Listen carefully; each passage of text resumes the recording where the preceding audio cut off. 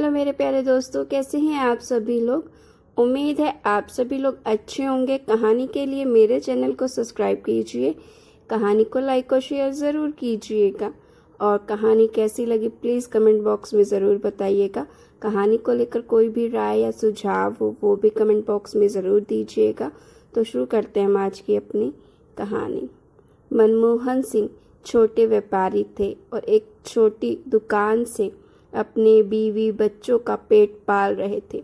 उसी दुकान में एक राजू नाम का लड़का भी मजदूरी करता था। पढ़ने लिखने में राजू ठीक था। उसके घर की स्थिति सही नहीं थी, इसीलिए वह मनमोहन सिंह के यहाँ नौकरी करके अपना गुजारा करता था।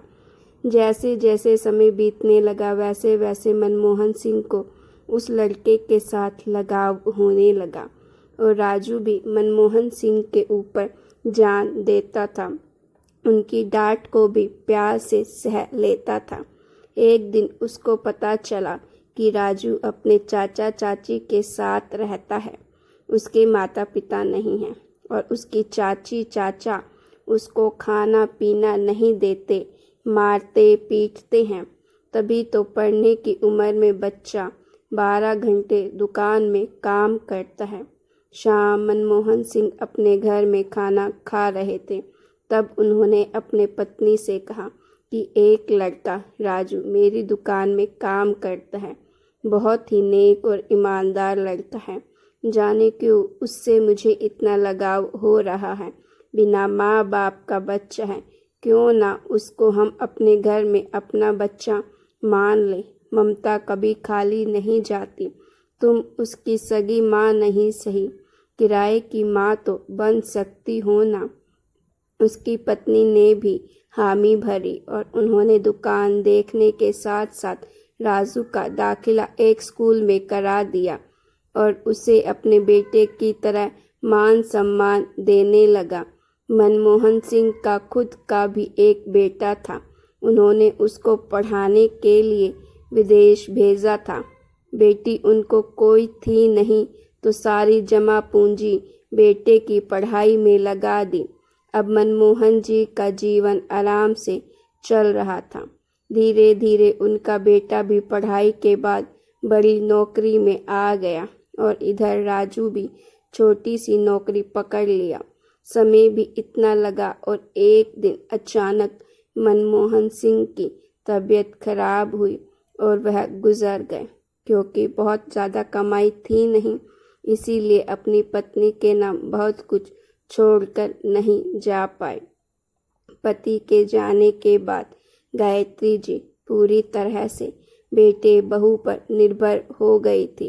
मनमोहन जी के जाने के बाद कुछ दिनों के लिए वह अपने बेटे के घर विदेश चली गई, लेकिन क्योंकि शहर में पढ़ने वाला बेटा और उसकी मॉडर्न बहू उन्हें गायत्री जी को बात बात पर डांटना और अपने बच्चों की देखभाल करने वाली आया समझ लिया था।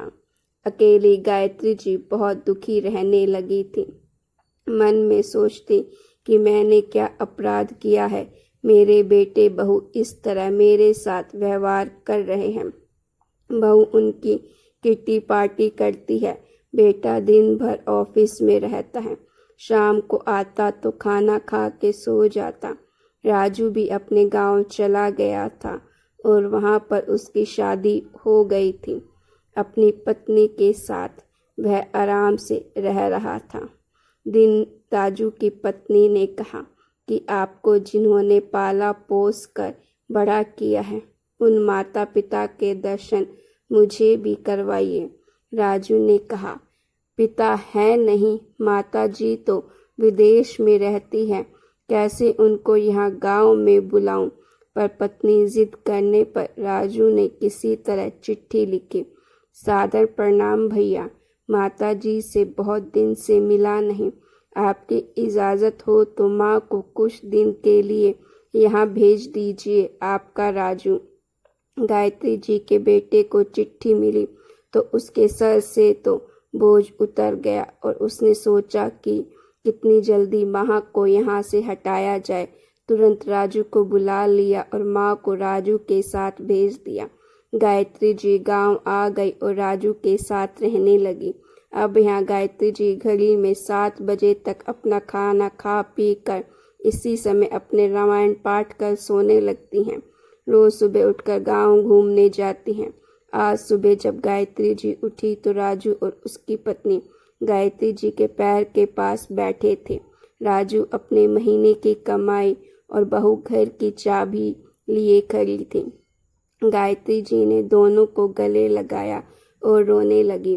राजू ने गायत्री जी को चुप करवाते हुए कहा, माँ जी, यह सब आपका है, आप यहीं रहिए हमेशा हमारे पास। राजू की पत्नी चाबी का गुच्छा देते हुए बोली, माँ जी, ये आपका घर है, आप संभालिए इसको, हमको अपनी ममता की छाँव में रखिए। गायत्री जी दोनों बेटे बहू को गले लगाते हुए मनमोहन जी को याद करते हुए बोले जा रही थी। आप सही बोलते थे कि राई की माँ बनकर रहोगी तो बेटे का प्यार मिलेगा। आज राजू ने मेरी अपनी संतान से भी ज़्यादा मान दिया है। मैं तुम दोनों को छोड़ कभी नहीं जाऊंगी। आज मन से मनमोहन जी को राजू को गायत्री ने अपनाया था और घंटों बातें की थी। आंखों में आंसू भरे गायत्री जी मनमोहन जी की तस्वीर के पास बैठी रही, जिसको राजू ने भगवान के कमरे में लगाया था। गायत्री जी के जीवन में मनमोहन जी की कमी तो भले ही थी, पर राजू और उनकी बहू ने प्यार ने उनको बुढ़ापा खुशियों से भर दिया था। दिन भर राजू की बेटी के साथ खेलने में गायत्री जी अपना सारा दुख भूल चुकी थी। तो गाइज़, अगर आपको ये स्टोरी अच्छी लगी हो तो प्लीज़ लाइक कीजिएगा और ऐसी स्टोरीज़ के लिए मेरे चैनल को सब्सक्राइब भी ज़रूर कीजिएगा।